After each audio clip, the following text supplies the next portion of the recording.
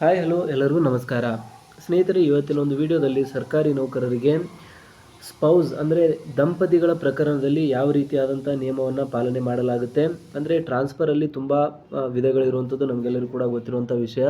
So ಹಾಗಾದರೆ ಟ್ರಾನ್ಸ್ಫರಲ್ಲಿ basically ಒಂದು common ಆಗಿರುವಂಥ ವಿಧ ಅಂದರೆ ಕರ್ನಾಟಕ ಸರ್ಕಾರಿ ನೌಕರರ ದಂಪತಿ ವರ್ಗಾವಣೆ ನಿಯಮಾವಳಿ.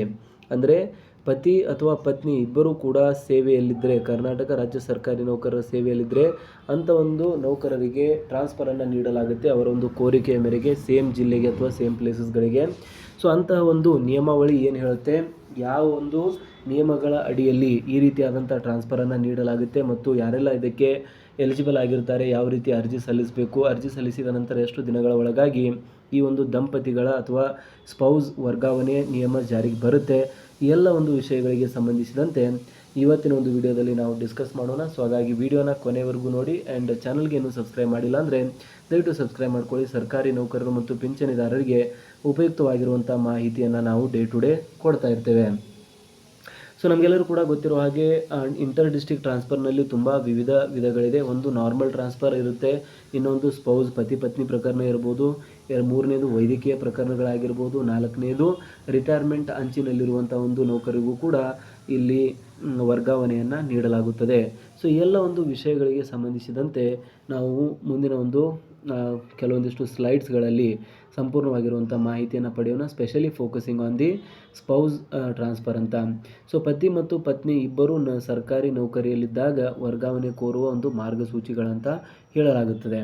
ಸೊ ಏನಿದೆ ದಂಪತಿಯ ಒಂದು ಪ್ರಕರಣ ಅಂತಂದರೆ, ಸೊ ದಂಪತಿ ಪ್ರಕರಣ ಅಂದರೆ ಏನು ಅಂತ ಮೊಟ್ಟ ಮೊದಲನೇದಾಗಿ ನಾವು ನೋಡಿದ್ರೆ, ಸರ್ಕಾರಿ ನಿಯಮದಂತೆ ಪತಿ ಮತ್ತು ಪತ್ನಿ ಇಬ್ಬರೂ ರಾಜ್ಯ ಸರ್ಕಾರಿ ನೌಕರಿಯಲ್ಲಿದ್ದರಲ್ಲಿ ಅವರ ಒಂದು ದಂಪತಿ ಪ್ರಕರಣ ಎಂದು ಅದನ್ನು ಪರಿಗಣಿಸಲಾಗುತ್ತದೆ.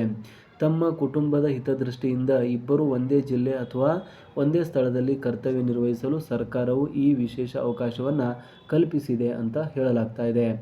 ಅರ್ಹತೆ ಒಂದು ನಿಯಮಗಳು ಏನಿದೆ ಅಂತ ನಾವು ನೋಡಿದ್ರೆ, ಸೊ ಅರ್ಹತಾ ನಿಯಮಗಳು ಬಂದ್ಬಿಟ್ಟು ಪತಿ ಮತ್ತು ಪತ್ನಿ ಇಬ್ಬರು ಕರ್ನಾಟಕ ಸರ್ಕಾರಿ ನೌಕರರಾಗಿರಬೇಕು. ಇದು ಒಂದನೇ ಒಂದು ಅರ್ಹತಾ ನಿಯಮ. ಇದಾದ ಮೇಲೆ ಅರ್ಜಿ ಸಲ್ಲಿಸುವ ನೌಕರನು ಕನಿಷ್ಠ ಸೇವಾವಧಿ ಗ್ರೂಪ್ ಎಗೆ 2 ವರ್ಷ, ಗ್ರೂಪ್ ಬಿಗೆ 2 ವರ್ಷ, ಸಿಗೆ 4 ವರ್ಷ ಮತ್ತು ಡಿಯಲ್ಲಿ 7 ವರ್ಷ ಪೂರ್ಣಗೊಳಿಸಿರಬೇಕು. ಅಂದರೆ ಟ್ರಾನ್ಸ್ಫರ್ ಪಡೆಯೋದಕ್ಕೆ ಒಂದು ಮಿನಿಮಮ್ ಇಷ್ಟು ಸೇವೆಯನ್ನು ಸಲ್ಲಿಸಬೇಕು ಅಂತ ಲಿಮಿಟ್ ಇದೆ.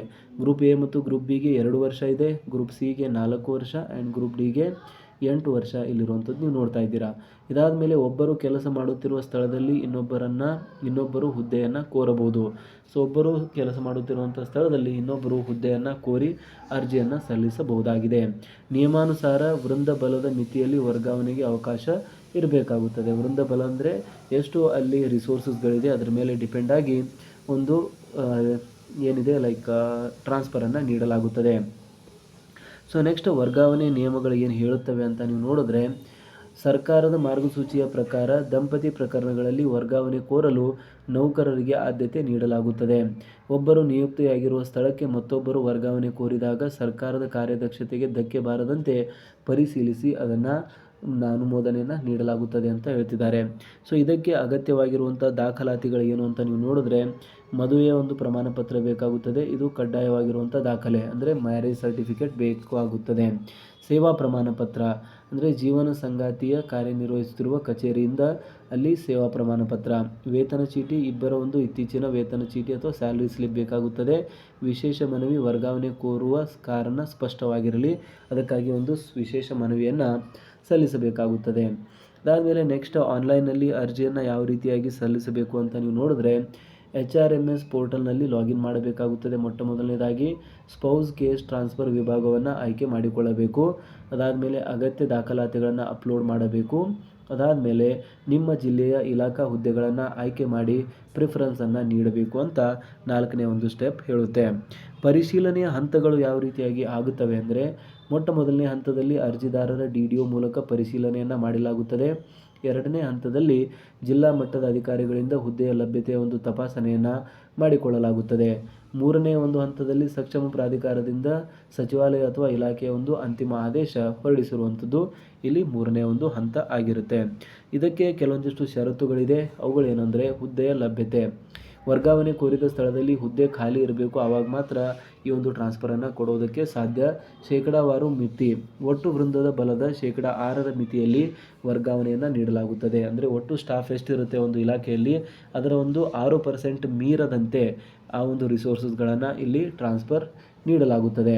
ಉಪಯುಕ್ತ ಸಲಹೆಗಳ ಬಗ್ಗೆ ನಾವು ಮಾತನಾಡೋದಾದರೆ, ಉಪಯುಕ್ತ ಸಲಹೆಗಳು ಬಂದ್ಬಿಟ್ಟು ಅರ್ಜಿ ಸಲ್ಲಿಸುವ ಮುನ್ನ ನಿಮ್ಮ HRMS ಪೋರ್ಟಲ್ನಲ್ಲಿ ಎಲ್ಲ ಮಾಹಿತಿಗಳು ಸರಿಯಾಗಿವೆ ಎಂದು ಖಚಿತಪಡಿಸಿಕೊಳ್ಳಿ. ಇದು ಒಂದೇ ಒಂದು ಪಾಯಿಂಟ್. ದಂಪತಿಗಳ ಉದ್ಯೋಗ ಮಾಹಿತಿಯನ್ನು ಸರಿಯಾಗಿ ಅಪ್ಡೇಟ್ ಮಾಡಬೇಕಾಗುತ್ತದೆ. 2ನೇ ಪಾಯಿಂಟ್, ವರ್ಗಾವಣೆ ಪ್ರಕ್ರಿಯೆ ನಿಗದಿತ ದಿನಾಂಕದೊಳಗೆ ಅರ್ಜಿಯನ್ನು ಸಲ್ಲಿಸಬೇಕಾಗುತ್ತದೆ. ಸೊ ಈ ರೀತಿಯಾಗಿ ಪತಿ ಪತ್ನಿ ಪ್ರಕರಣದಲ್ಲಿ ಒಂದು ಅರ್ಜಿಯನ್ನು ಸಲ್ಲಿಸಬೇಕು ಅಂದರೆ ಯಾವ ರೀತಿಯಾದಂಥ ಒಂದು ಕಟ್ಟುನಿಟ್ಟಿನ ಆದೇಶಗಳಿದೆ, ಯಾವ ರೀತಿಯಂಥ ನಿಯಮಗಳನ್ನು ಪಾಲಿಸಬೇಕು ಅಂತ ಇವತ್ತಿನ ಒಂದು ವಿಡಿಯೋದಲ್ಲಿ ನೀವು ನೋಡಿದ್ದೀರಾ. ಆ್ಯಂಡ್ ಇದಕ್ಕೆ ಸಂಬಂಧಿಸಿದಂತೆ ನಿಮಗೇನಾದರೂ ಡೌಟ್ಸ್ಗಳಿದ್ದರೆ ಅಥವಾ ನಿಮ್ಮ ಒಂದು ಏನಾದರೂ ಕ್ವೇರೀಸ್ಗಳಿದ್ದರೆ ದಯವಿಟ್ಟು ಕಮೆಂಟಲ್ಲಿ ತಿಳಿಸಿ. ಸರ್ಕಾರಿ ನೌಕರರಿಗೆ ಉಪಯುಕ್ತವಾಗಿರುವಂಥ ಮಾಹಿತಿಯನ್ನು ನಾವು ಡೇ ಟು ಡೇ ಕೊಡ್ತಾ ಇರ್ತೀವಿ. ಸೊ ಹಾಗಾಗಿ ನಿಮ್ಮ ಒಂದು ಪ್ರಶ್ನೆಗೂ ಕೂಡ ಒಂದು ಖಂಡಿತವಾಗಿ ಉತ್ತರವನ್ನು ಕೊಡುವಂಥ ಪ್ರಾಮಾಣಿಕ ಪ್ರಯತ್ನವನ್ನು ಇಲ್ಲಿ ನಾವು ಮಾಡ್ತೇವೆ ಅಂತಲೇ ಹೇಳ್ಬೋದಾಗಿದೆ.